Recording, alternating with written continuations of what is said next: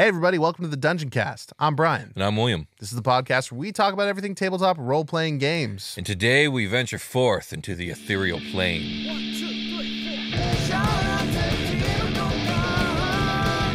Welcome, adventurers, to the Dungeoncast. Hey, Brian. Hey Will. How are you doing today? I am well. How are you? I'm doing pretty well, too. Yeah, good. We've Thanksgiving it to him, We have. and now we're on that creep. We are in the creep, the Christmas Yeah. creep. The Christmas. Well, it's the holiday season. Yep, holiday season. We celebrate Christmas. So, Yeah, I do too. We're creeping. Yeah, we are creeping. But, yeah, it's holiday season, and we decided to give the same gift every month, or this month that we give every month to our patrons, and that is to obey when they speak. Yes. We have spent a lot of time on the planes of D&D, specifically the outer planes, such as the Abyss, the Nine Hells, Celestia, and they all get a ton of love on this show due to having an immense amount of monster lore, deity mythos, and whatnot. The inner planes have gotten a fair share of love as well. Shadowfell and Feywild specifically probably get the most limelight for a lot of the same reasons as the outer planes. But we haven't spent very much time at all talking about the alternate plane of existence most players and DMs will interact with first in their D&D experience. The ethereal plane. Yeah, the little overlay, little ghostly place. Little ghostly place. Yeah, one of the two transitive planes in the plane of existence in direct contact with the material plane in all places. Spellcasters can interact with this plane as early as 3rd level with the See Invisibility spell. Many monsters can slip in and out of the ethereal plane at will. And an adventure between the prime material plane and the inner planes will likely involve the ethereal as a transitional location for players to traverse. That's interesting. Yes. So, what is the ethereal plane? Well, let's get into it. It's the second eyeball on a reptile's eye. Or not eyeball, eyelid. You know how reptiles have 2 eyelids. They do. Yeah. So the ethereal plane is the one they can like still see through, like the Oh, pseudo one. yes. Yeah, sure. The material Yeah. plane is the main outer eyelid. Mhm. Sorry for saying eyeball. It's confusing. It did confuse me. So a lot of reptiles do have 2 eyeballs. They do. In fact, most do. You're not wrong. I have a turtle. You guys can follow me on Instagram at SoundGood Inc. where you can see my turtle. I have a tortoise, and it does have 2 eyeballs, and it creeps me the F out when it does the solo blink. Oh, yeah. I know the one you're the talking thin about. blink, you know? The thin membrane blink. I was like, you didn't trust me enough to do a full blink. All right, so let's get to it. The ethereal plane is a plane out of phase. It is a place of ghosts and monsters. It is right next to you, and you don't even see it, unless you're a reptile. The ethereal plane is a misty, fog-bound dimension. Travelers within the ethereal plane describe the plane as a collection of swirling mists and colorful fogs. Okay. Its quote-unquote shores, called the border ethereal, overlap the material plane and the inner planes so that every location on those planes has a corresponding location in the ethereal plane. Right. The ethereal plane seems almost a non-plane in that it is tightly wedded to the planes of the material and other inner planes. It can be thought of as a 4th physical dimension or a vibration slightly out of tune with the rest of the universe. That's interesting. I've never, ever thought of it as colorful. Right. Ever. Me neither. Swirling mist, sure, but Yeah. like I've always envisioned it in white scale or grayscale. Yes. Like I agree. White res grayscale, I guess. Like So from my reading, the colorful part usually comes from in the deep ethereal when there are gates or barriers from the deep ethereal into another plane of existence, like I don't know, the elemental plane of fire or the Feywild or whatever. The fog gate will have a particular color that will let you, if you're in the know and you know, that color means this plane or this color means that plane.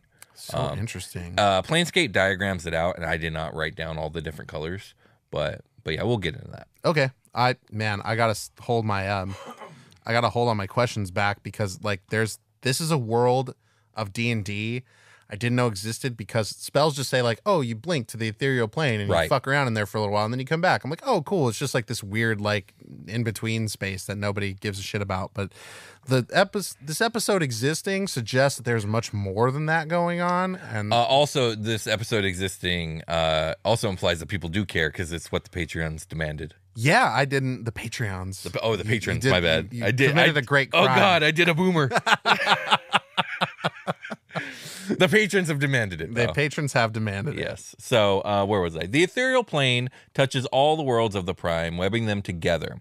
While the prime material plane is one plane, it's also subdivided into countless separate worlds, contained within vast crystal spheres. Conditions from world to world sometimes vary wildly. However, every world is considered part of the prime. So this is where we get into the multiverse, right? Greyhawk is the prime material plane. Oh, I see. In its okay. space. In its And crystal sphere. I think it's just called gray space. And then Toril is the prime material planet in its realm space. Mm-hmm. And then there's Kryn space, and there's supposed to be a space for every one of these. Right. And We have theoretically, sort of touched on this before. right. Yeah. And theoretically, every D&D game is canonical, for it all exists in the multiverse. And Yeah. Yada, yada, yada. Was that the Planescape thing? Spelljammer. That's where we Spelljammer. kind of jumped into Spelljammer some of touches this, on huh? that, yeah. Yeah. Yeah. Realm space. There you go. Exactly. Okay. Yeah. And basically what it's saying here is every single one of these places is considered part of the same plane of existence, even though they're different universes, which is weird, but canonical. And the ethereal plane thus touches them all. Like if the I'm gonna take a stab at this here. Shit.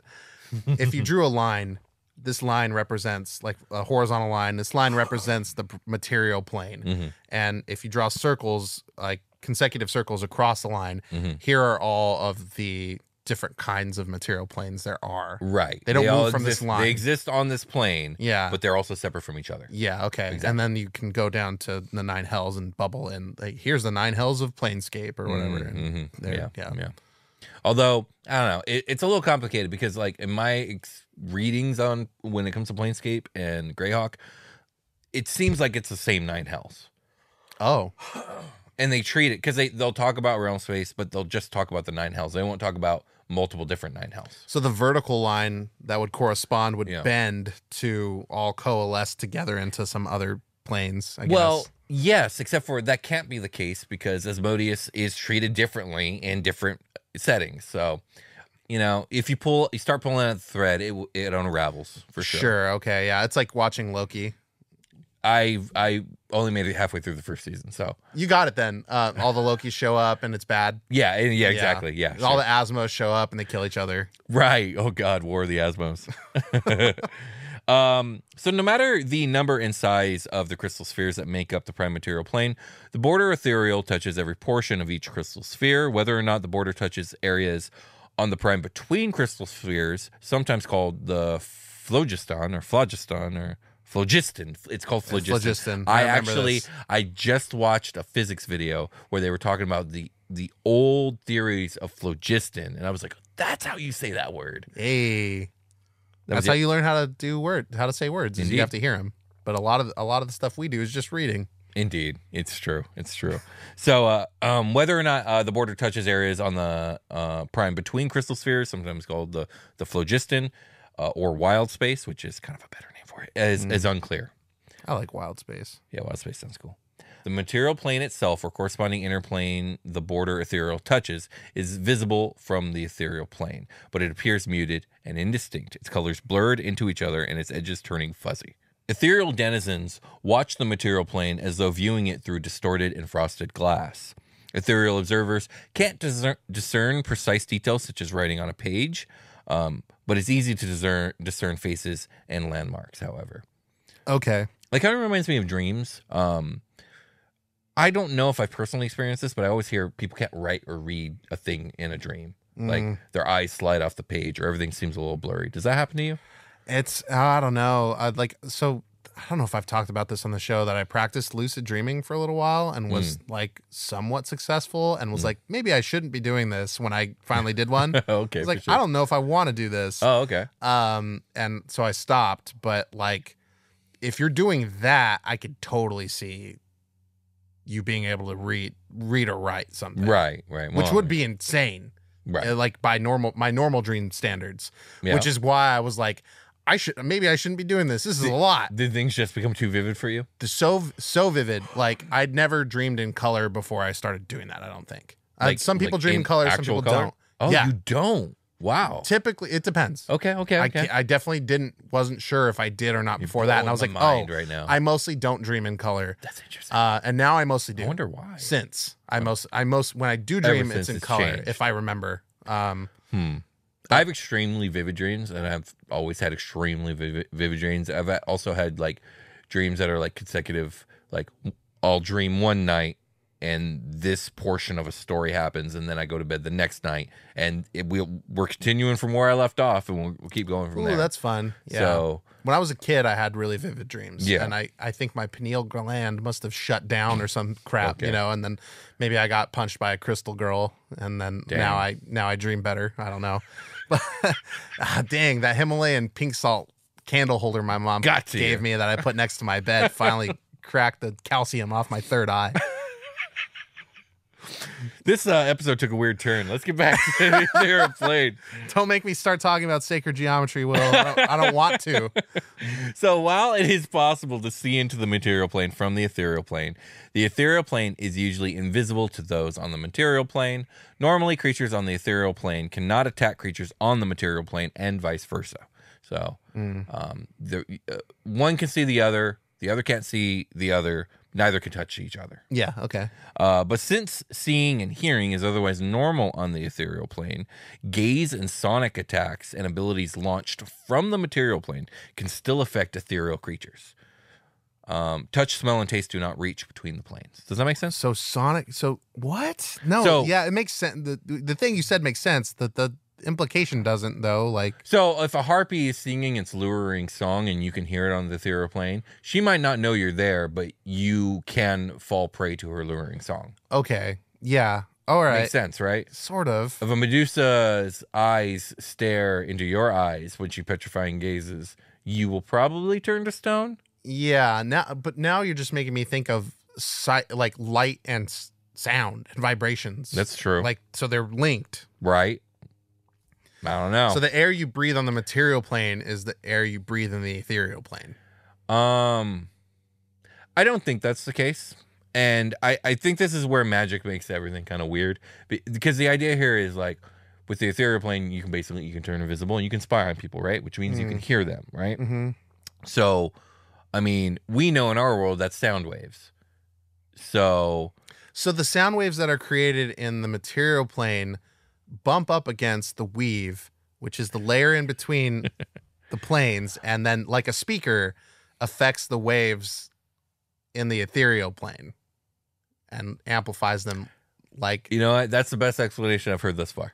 that's all I can do with the way I know normal physics. Yeah, I know the physics of light and sound better than probably I don't know the anything fantasy else. physics of how it works. All I know Fantasy physics. I'm doing a fantasy physics right now. You are. Yeah. You are. All I know is the idea here is like, hey, if you could see the magical effect that fucks you up, if you see it, it affects you. If you can hear the magical effect that fucks you up, if you can hear it, it fucks you up. Yeah, if somebody at my table asked me why, you the audience, just heard the bullshit I would have sput out to make it make sense. Mr. Weave speaker.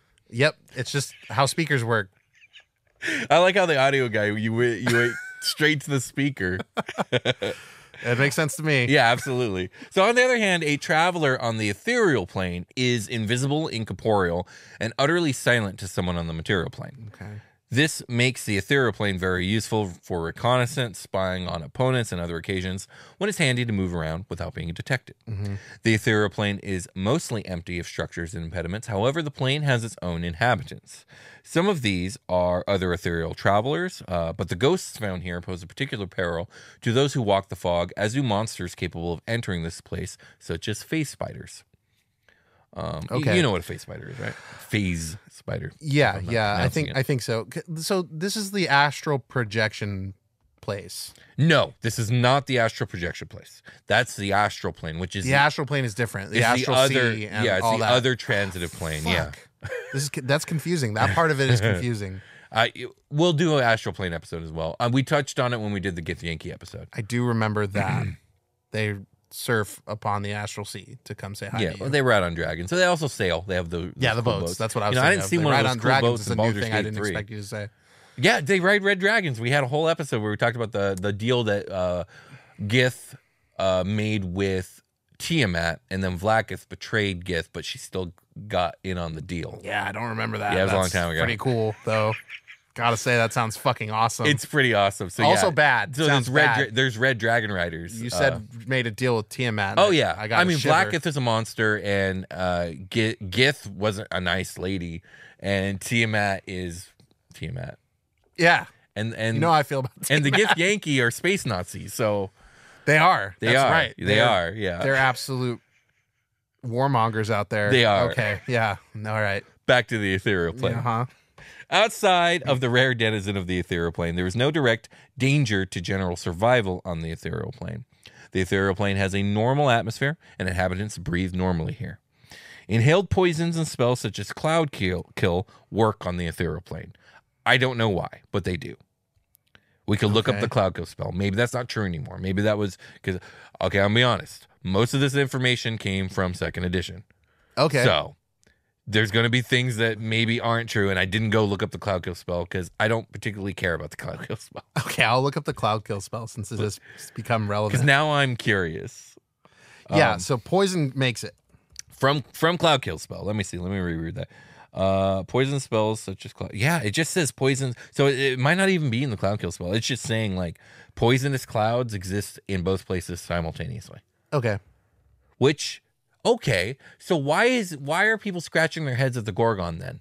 Because remember, we just did the Gorgon episode. Yeah. Its petrifying breath exists both on the ethereal plane and the material plane, which I think that would constitute that would be a poison or a cloud spell like cloud kill.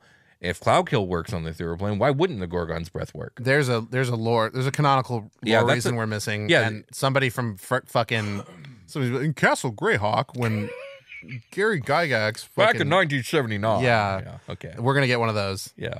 And you know what? I'll read it and I'll learn something. Absolutely. So thank you. And what we're saying is, please tell us because it's not apparent. I'm reading the cloud kill spell. It just says make a big poison. That's all it says. However, there is no food or water other than what travelers bring with them.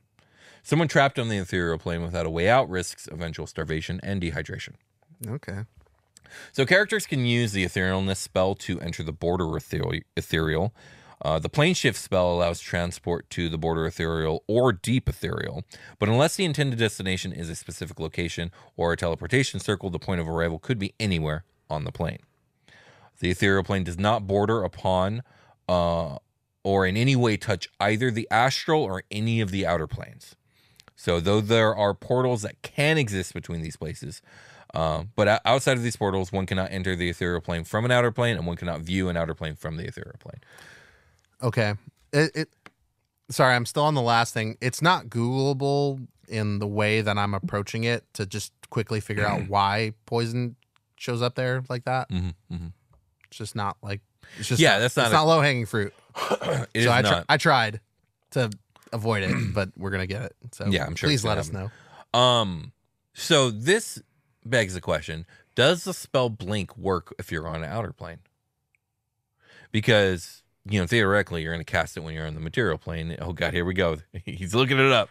Yep. Yeah. Tell me, because I would, as the lore reads, I would rule no, it does not. That's interesting because you're getting this lore from previous edition, so Yeah. Although this lore still stands, like the ethereal plane does not touch anything but the inner planes in the material plane. The elemental planes are debatable, but I rule that they do. I would, as written, I would just rule that this works no matter what plane you're on, because it doesn't say that you. It doesn't have a caveat. It doesn't say you can't. It just says you go to the ethereal. You vanish from your current plane of existence and appear in the ethereal plane. So whatever plane you're on, this spell applies. It takes you to the ethereal plane. I guess the main thing would be, okay, that happens, but where in the ethereal plane is up for debate, number one. And number two, you can't see what's going on back on the outer plane because they don't touch.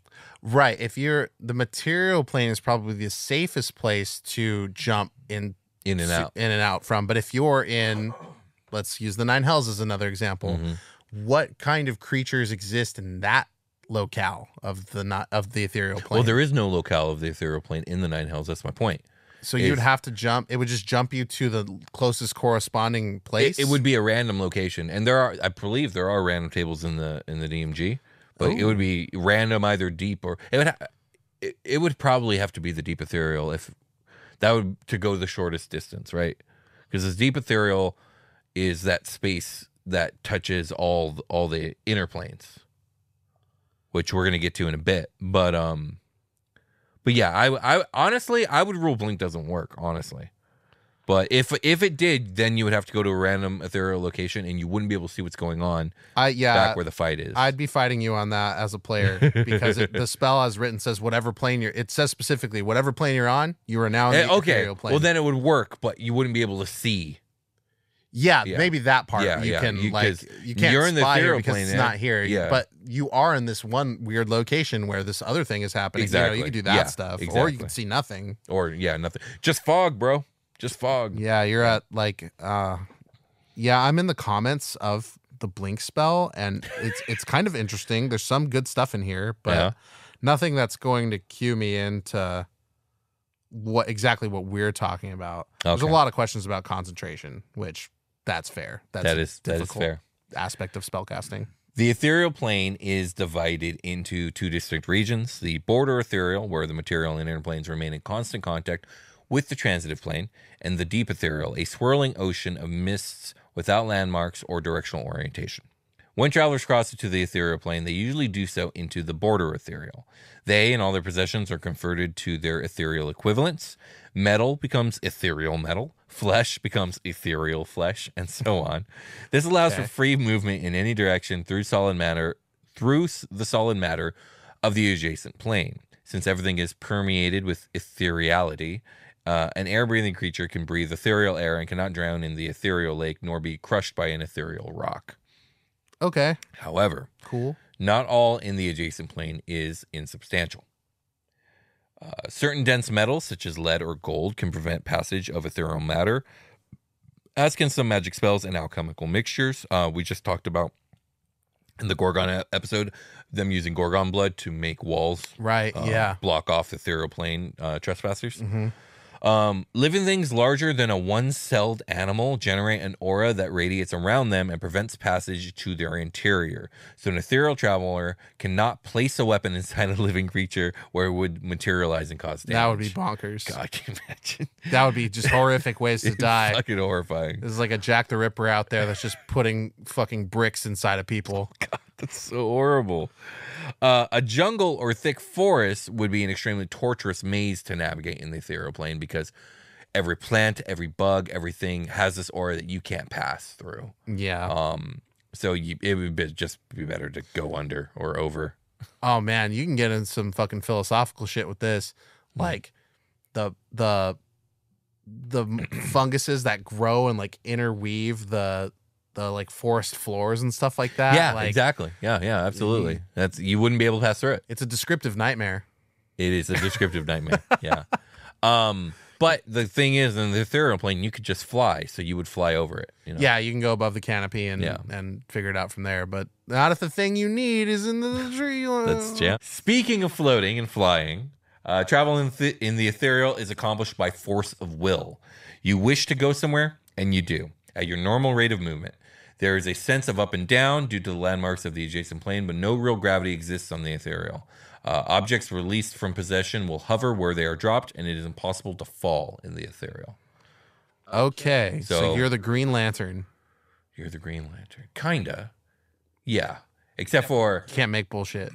Yeah, that, and also, like, Green Lantern isn't able to just, like, place his, I don't know, sunglasses in midair and then they float there for no reason. You know? That's true. He has to use his ring. Well, like the he uses his force of will to command his ring to do cool stuff. Yeah, so you use your force of will. I wonder if you feel bad and you go to the ethereal plane, you can't move around. You know, like you're just like, I don't want to do shit today, and then you can't. Yeah, you just have no willpower. Yeah, I got no motivation, bro. This is the worst place to be right now. I bet if you went there, you could do anything. Start slowly sinking into the ground. I bet if you went there, you could do anything. Oh yeah, you know it. You're just all willpower. All right, short rest time. Okay. It's the grand adventures of Ilian and Beard. Beard, Please slow down. I can't keep up with you. My God, your constitution is so impressive. Thank you. But this seems important. I don't think we've been spotted yet. I know I started this run with gusto, but my God. Isn't there a cool magic spell I've heard of? It's like an expeditious sort of thing for people. Those are trying to get away. Expeditious retreat. That's the one. Do you want to do one of those? A dash with a bonus action. I don't know if that's worth the cost. There, Ben. That's you make a fine point because the whole slot. There are two folks up there that have been unidentified, and it seems like maybe they're the ones that have been flipping mountains. Indeed. Two figures yet again here. They do look a little drab, don't they? Slightly familiar. Yes. It can't be coincidence. Can't be. No. They too are after the pendants, plenteous patrons. They have to be. I thought we weren't calling it that anymore. Well, that's what it is when it's all together. Shard of... Now we have but one shard of substantial supporters. And I feel as though there's another nearby. Do you think there's enough to go around for everybody, or do we need... Because we have goals. We can't allow anyone else to have a single shard. No, because my gusto has been refilled. Let's go. Let's go. Yeah, that was a good old flipski, Ripski. Yeah. It's hilarious. We really did spin that thing, huh? Yes, we flipped it right over. Just like I didn't think it would work, honestly, but this thing was pretty strong. We were just listening to the Ethereal episode, and it just seemed like the right thing to do. It really did. The goats. There's a lot of goats. Did they all die? What do you think happened to all those hippies making tandem bikes with this thing? Oh yeah, they definitely died too. Wow. That's what they get for using this fragment of fruitful funders on something so stupid. Is that what we're calling it? That's pretty good. Yeah, I like the alliteration. I'm expecting that out of you, Grom. Just coming off the top of the dome, yeah. That's pretty cool. Yeah. You think we could take this back to the guys and they'll be able to use it to, make more show? Oh, yeah, they definitely need it, man. They need it, yeah. More show, good. Maybe you hear yelling. Yeah, I think I just heard something. Hey. Hey, it's those guys. They're running really fast. Wow. Especially the one in the shiny one. Yeah, the one that looks like Brian is just moving. He's going. Wow. It's not expecting that. Okay. Hey. Hey, hi, guys. It's them. Ilian, it's those guys. You foul warlocks have struck again. How dare you approach our shard of substantial supporters? Yeah. How dare you? And return it to us immediately. What are you talking about? This one's ours. We got here first. Yeah. By the way, it's a fragment of fruitful fruit. No, God damn it. Okay, I got it. It's a fragment of fruitful funders. Thank you. That's what it is. Yeah. And I don't know what Not whatever stupid thing you said. Whatever bullshit you just said is dumb, and we don't like it. And no matter how much you look like our the founders, okay? I don't care. I don't care. It's weird. It's weird that you're here again. I don't know who these funders or founders are, if they're your warlock patrons, but I will not abide this. Not for an instant. Behold the power of my shard of substantial supporters. Oh, the thing is doing the thing ours did earlier. Now ours is like kind of dim. It's not wooing. Hey, how are you making it do that? I am a wizard, and you will see the power that I can conjure upon thee. Oh, yep. It's waking up. Hey, it's trying to leave my hand. What are you doing? You're pulling my shard away from me. You're pulling mine. Ah!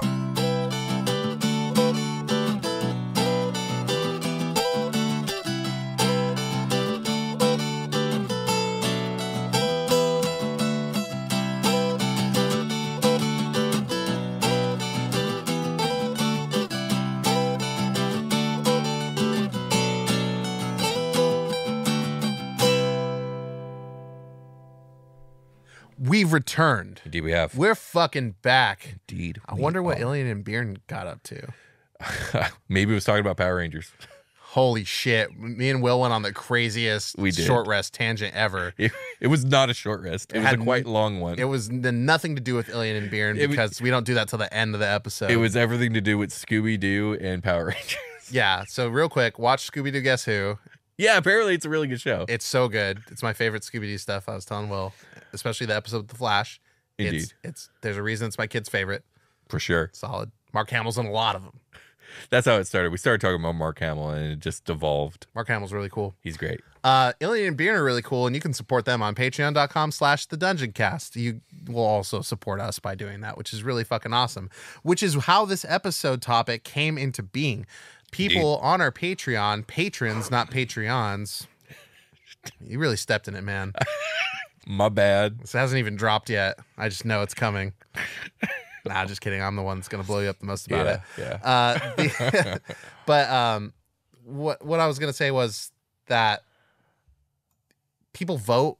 They nominate and vote on episode topics they in the suggest Patreon topics, community. and then we do a poll and they vote on those topics. Yeah, if you guys suggest episodes out there in the ether, we listen to you for sure. We definitely take it into consideration, but not like this. This we are beholden to. Yes, We are obligated.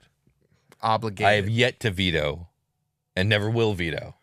If it didn't happen for the Netheril, then it doesn't sound like it's happening. If it was going to happen for anything, it was going to be Netheril, and I didn't. So. Yeah, no, the Patreon topics have been really cool. This is probably, personally, my favorite so far is this. Just because of it's a big gap in my knowledge of D&D. Yeah. The Ethereal Plane's right there, right? Like it is. It is right there. Your first wizard is going to be doing Ethereal Plane shit. Like, wasn't that spell rope trick? Isn't that actually make a pocket Ethereal Plane thing where the rope comes out of? I don't know if it's ethereal, but Blink is a level 2 spell, right? And that's bam. We're already using ethereal stuff at level, that's probably the level most 3? popular one. Yeah. I think the Adventure Zone, they're doing Ethereal Plane stuff, but then they see some bullshit there and never go back. So it's like you get it a little bit of it, and then you get a taste.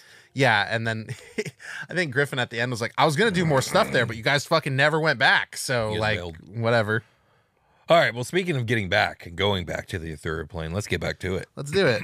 So, to get to another plane through the Ethereal Plane, oh God, we're leaving, one must pass through a curtain of vaporous color into the deep ethereal. Visitors to the deep ethereal are engulfed by roiling mist. Scattered throughout the plane are curtains of vaporous color, and passing through a curtain leads a traveler to a region of the border ethereal connected to a specific inner plane, such as the material plane, the Feywild, or the Shadowfell. The color of the curtain indicates the plane whose border ethereal the curtain conceals. There is a ethereal curtains table in the Dungeon Master's Guide. Okay. In the current iteration of the Dungeon Master's Guide? In the current iteration of the Dungeon Master's Guide, yes. Nice. Traveling through the deep ethereal to journey from one plane to another is unlike physical travel. Distance is meaningless, so although travelers feel as if they can move by a simple act of will, it's impossible to measure speed and hard to track the passage of time. A trip between planes through the deep ethereal takes 1d10 times 10 hours, regardless of the origin and destination. Metabolic and other natural processes slow down also. So 10 hours in the deep ethereal does not feel like 10 hours. When you cross back through a curtain into the border ethereal, you're only 1 hour older and 1 hour hungrier. I pulled up this ethereal curtains table. Oh, yeah. Which is pretty cool. Material plane is bright turquoise. Nice. Shadowfell. Black.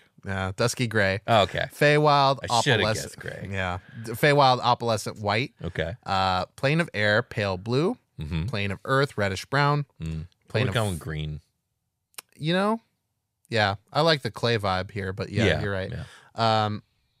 Plane of fire is because plane of earth isn't like trees and plants. No, it's like you're rocks. absolutely right. It is. Yes, it is that. Green would have been cool. Yeah. Plane of fire is orange, and plane of water is green. What? Okay. Well, I guess is air blue? We used blue for air, and we used turquoise for material. White is fey. You know what? Fey should have been green. Yeah. Plane of water. You know? Yeah. And then the water could have been turquoise. The elemental chaos is a swirling mix of colors. You know, you could have fucked these up in lots of different ways, I think. Yeah, that's very true. Yeah, they made a choice. They did. And let's wrong. See if they stick to it with the Dungeon Master's Guide that comes out next year. Oh, yeah. That's going to be a cool one. Yeah. So traveling through the deep ethereal... Oh, I read that. The lack of gravity paired with the absolute absence of sense of direction can lead to something called ether sickness. Oh. The first time a traveler spends more than one turn in the deep ethereal, they must make a saving throw versus paralyzation. These are 2E rules. So I guess in this case, you would just have them make a Constitution saving throw. Yeah, paralyzed is a. Take a drink. It's been a while. Do you have alcohol near you? Drink it all. I'm sorry. It's a game we play on the Dungeoncast. We don't usually record at this time. If Will's phone goes off during a recording, and even though he swore to me that his phone was off, that then is an you take a alarm drink. for me to brush my son's teeth. Hey, I guess he's gonna have a grimy mouth. When He's you get with home. Mama right now. Okay. He's fine. Good job, everybody. I'm glad that you're so focused on hygiene. I'm glad it's that, honestly. And now my phone went off, but it's silently.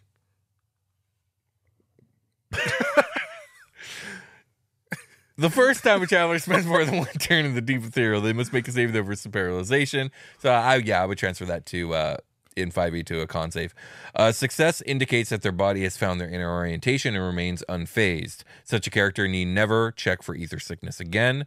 They got it. They're good. All right. Failure means that they are unable to orient themselves with the swirling fogs and lack of direction, and suffer a -2 penalty on all actions, including attack rolls, saving throws, and proficiency checks. 5e, I guess we just make that disadvantage for as long as they remain in the deep ethereal. Okay. The deep ethereal swirls with large blobs of proto-matter, which can form a demiplane when a critical size is reached. Powerful wizards, technologists, or demigods can also bend the proto-matter to their will and create a demiplane. These nascent planes might exhibit some of the characteristics of the inner planes or the prime, but with their own rules of gravity, material makeup, etc., and even support life. Most demiplanes eventually collapse into themselves or break up or merge with another inner or prime material plane. What's that like when the demiplane just merges with the prime material plane? Is there an effect on the prime material? There's got to be, right? Yeah, like a volcano erupted and created like more land, and so yeah, like something like that. Is every volcano corresponding with this collision? Yeah. Is every volcano just this happening? But yeah, so there's proto matter. Ether cyclones are a thing. An ether cyclone is a serpentine column that spins through the ethereal plane. Cyclones often appear abruptly, distorting and uprooting ethereal forms in its path and carrying the debris for leagues.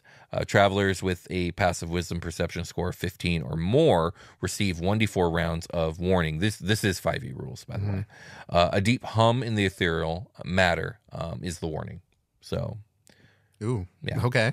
Travelers who can't reach a curtain or portal leading elsewhere suffer the cyclone's effect. Roll a d20 and consult the ether cyclone table to determine the effects on all creatures in the vicinity.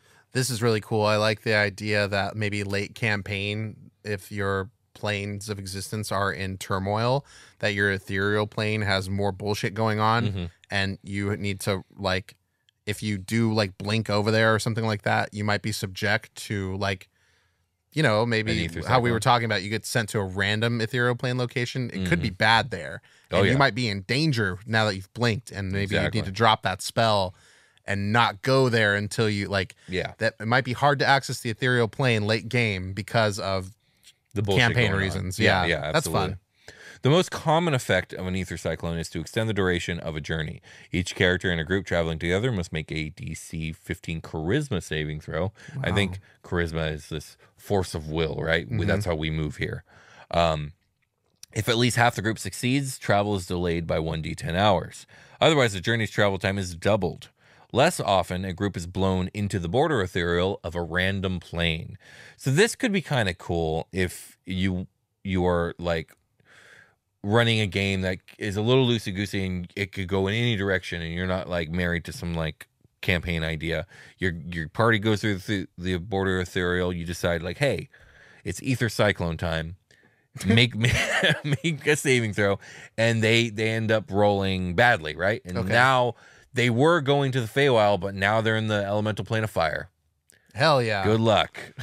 That'd be fun. I really want to do fire stuff in one of my games. Yeah, I have. I've been working on a campaign idea that focuses exclusively on the inner planes. That's cool. And the interconnectivity of the elemental planes and the Feywild and Shadowfell. Yeah, it's all right there, huh? Yeah, it's all right there, right? Easy. Yeah, like I think too often, it's material plane stuff and then outer plane stuff. I mean, we got all these inner planes to work with, like, and they're fun. So I have this idea of like a Nexus City, I can't remember what I named it, but it exists in a space between all the planes, much like Sigil exists at the center of the outer planes. Yeah, I was just about to This say one, it could be Sigil. Yeah, exactly. Sigillium. Yeah, and essentially, like, you know, you have access to any of these planes. So, as a DM, getting your campaign to go to any of them is quite easy from the Nexus. So, That's cool. yeah. I did a campaign where the people on this piece of land gets ejected into the plane of air. Oh shit! And it's floating, and the people on this thing, the chunk of land is so big, the people don't really know. Oh, so it's like a continent? Yeah. Okay. And we got Final Fantasy 3 shit going on. Yeah, they just kind of like there was like a brainwashing kind of thing going on too, where they just like, no, we don't go that way, right? Like too far in any direction because we just don't. Like we got everything we need, bro. Yeah, and then my players obviously are cracking the code. And then they wait, the world has an edge. Yeah, there was a I wanted to use like more dragony stuff. I was like, oh, we got a lung dragon like nice. living in the bottom of the continent, you know, because it's like shaved off down there. Yeah. And they go down into the landmass and find it. And he's like, oh, are the people, I've been asleep, are the people like freaking upstairs? Like, because I noticed we're not where we used to be like a while back. Right. And they're like, what are you talking about? And he's like, you guys don't know? Nobody knows? I'm going to go get Bahamut. And then he leaves to go find Bahamut. Nice. And we didn't finish it, but it was going to be fun. Okay, yeah, that sounds great. That sounds fun. Yeah, absolutely. Sorry, tangent the episode. Yeah, very much so. But that's okay. Where was I? Ethereal Inhabitants. Ethereal Inhabitants. Did I make it there? Oh no, I did quite make there. Rarely, the cyclone tears a hole in the fabric of the plane and hurls the party into the astral plane. Oh, nice. Okay, so that's the other transitive plane. Mm-hmm. Cool. So ethereal inhabitants. The ethereal plane is much more populated than one would originally surmise. It boasts a great variety of natives as well as frequent travelers. Magical beasts such as the ethereal marauder, phase spider, and ethereal filcher use the ethereal plane. These are not true outsiders, but rather material plane creatures that have adapted to use the ethereal plane to hunt prey. Travelers to the ethereal plane include outsiders that have access to magic portals or curtains onto the ethereal plane. One great danger of the ethereal plane is ghosts, which often call this plane home. Such creatures have a deep and abiding hatred of the living and no love for those travelers who impinge upon their realms. That's weird. Yeah. Just because is there a reason why it's ghosts? It's like a cool place it seems like a cool place for ghosts to be because it's kind of ghostly in its own. Well, I know on the ghost stat block that the ghosts can slip in and out of the ethereal plane at will. So I think the idea here is these ghosts, however they ended up becoming ghosts, unrestful spirits with unfulfilled lives or whatever is the case, have decided to spend their undeath in the ethereal plane. And they feel at home there. Kind of like you said, it's fitting, right? So maybe they feel like this is our plane. Get out. Yeah. So okay. That's the best I got. Sounds good. They're just jealous. They're just jealous. That's kind of a ghost thing. They're just jealous. Yeah. There's a guy that had he got a no regrets tattoo. A no what? No regrets. It's spelled regrets wrong. Yeah. I think that's funny. There's probably yeah. That would be a cool ghost. Yeah, he got a no regrets tattoo, and then he got like run over by a horse and carriage as he was leaving the parlor. Now he's a ghost. Absolutely. He's got a no regrets tattoo. So though most plants do not fare well on the ethereal plane, there is one exception in particular that stands out. The chrono lily. Okay. The chrono lily is a type of sentient flower that is native to the ethereal plane. The nectar of these curious flowers reveals images of the past, present, and future. Of course it does. So chrono lilies are monstrous flowers that grow to almost 50 feet in diameter and are filled with golden nectar. They have a short stalk at the base with a thick stamen and a pistil in the center. Immediately surrounding the flowers is a large amount of small green leaves. Chrono lilies come in 3 different colors: violet, yellow, and orange. Violet chrono lilies reveal images of the present, yellow shows images of the past, and orange shows scenes from the future. All images only last for 30 seconds, and no sound accompanies any of these images. Chrono lilies can grow in any solid material on the ethereal plane as long as they are exposed to some kind of light. They self-pollinate, shooting small black seeds. The flowers absorb all they need to survive from light, and their nectar, which tastes like honey, has been known to have been used for potions of clairvoyance. If a chrono lily is ever killed, they instantly decompose and release a poisonous cloud which envelops anything within 50 feet. Wow. Okay, I like chrono lilies a lot. Yeah, they're cool. These are really awesome. This is randomly the coolest thing about the episode. That's why I included it. I was like, oh, those are cool. Yeah. Hey, here's a plane that looks mostly like snot. Also, here's a sick ass flower in there. It doesn't look like snot. It's just like clear snot. Gray mists, right? Yeah. I don't get snot. I don't want to say the other thing. Ectoplasm? Like, what were you? Oh. Yeah, let's not.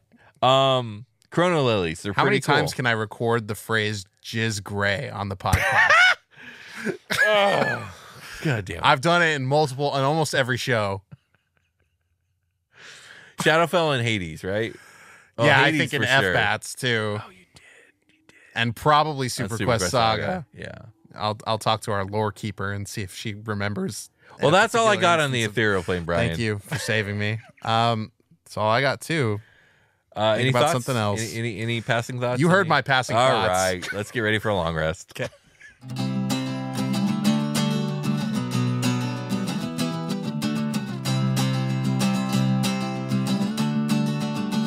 Hey everybody, welcome to the long rest. This is the part of the show of this particular episode where we are going to thank everyone who's come in on Patreon since our last recording session, which was like late November, I'm pretty sure. Yeah. So yeah, we got Steve Zdansewicz. Thank you, Steve. Annual subscriber. Toan Lee. Thank you, Tuan Lee. Woo. Woo. Logan Leichtman. Thank you, Logan. Brr, brr, brr, brr. Brr, brr, brr, brr. I was like, fuck, what do I do with that one? Oh, I just repeat after You just you. do air horns. It's air horns. Okay. A slacker named Jack. Hey, he's back. Brr, brr, brr. Back again. Back again. Back again. Back again. Back again. So I feel like there are periods of the show where we're always shouting this dude out. Yeah, because he keeps coming back. Radical. We'll do it. We will. Brr, brr, brr, brr. Brr, brr, brr, brr. J.Q. Williams. Woo. Woo. Jake. JQ. JQ. JQ Williams. Thank you, JQ. I was trying to discern what you had said. It was a JQ or is it Jake U It says- Williams? It says JQ Williams. Okay, gotcha. Thank you. Thanks, JQ. Ryan Nelson. Thank you, Ryan.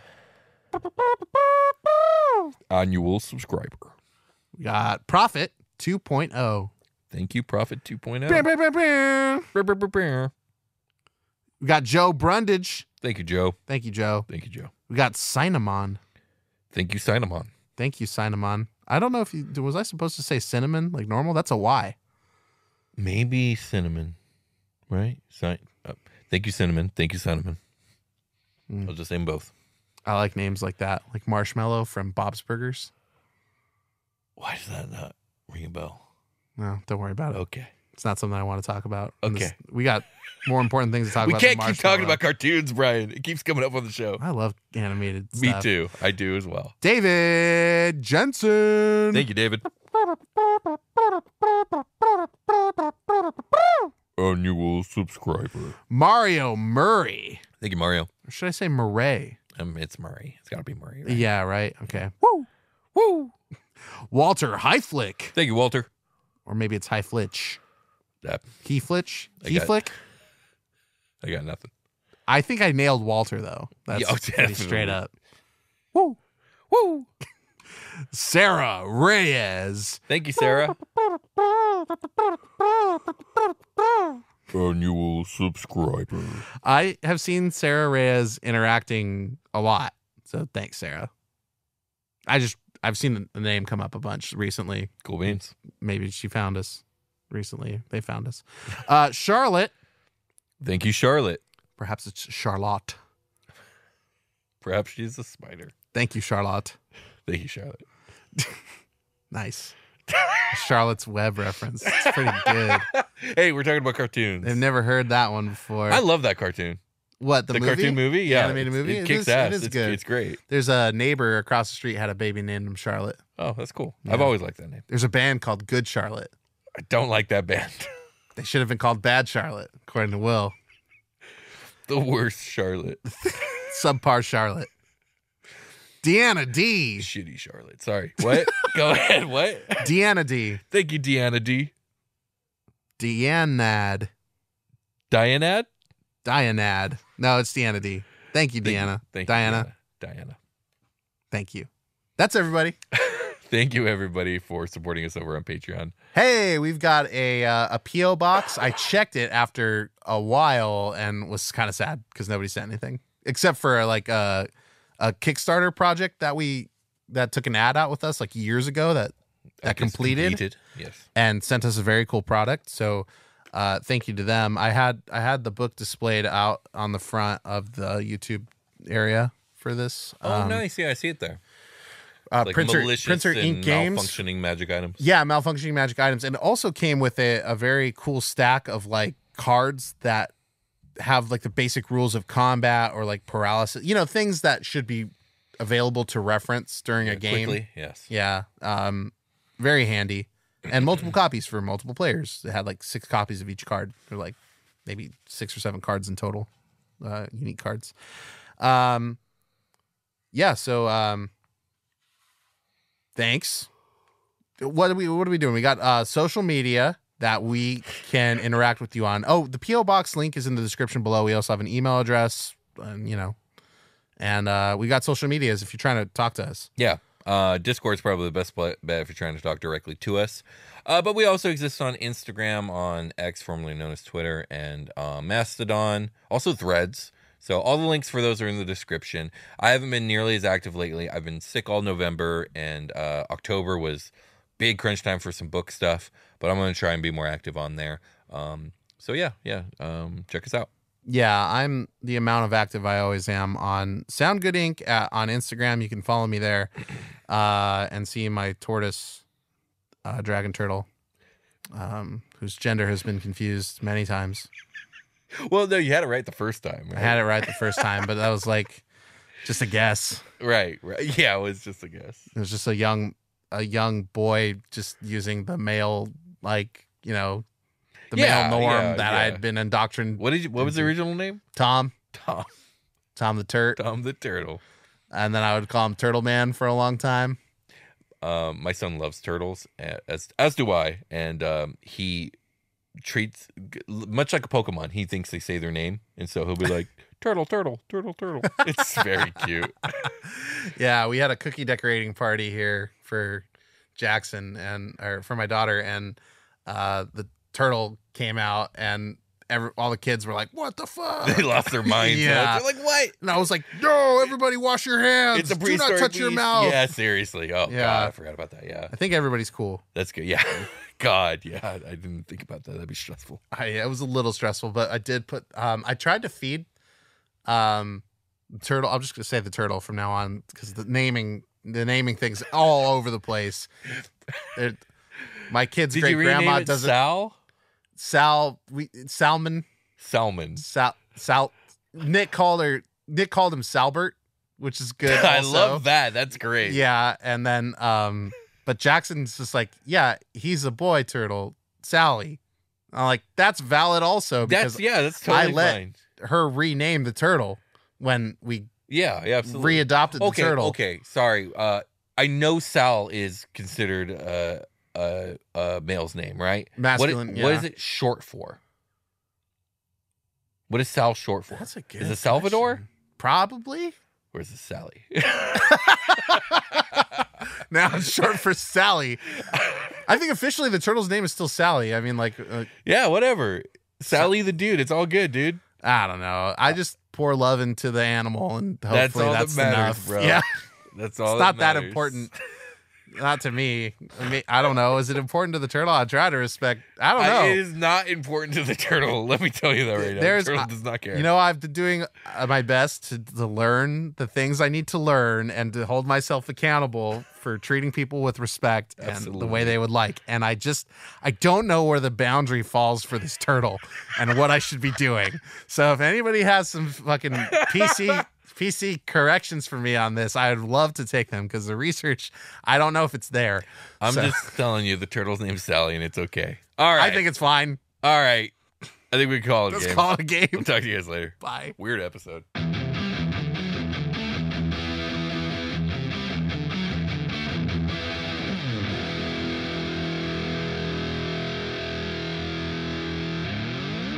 The Dungeoncast. Who are you? Yeah, I think I just heard something. Oh, hey. Hey, it's those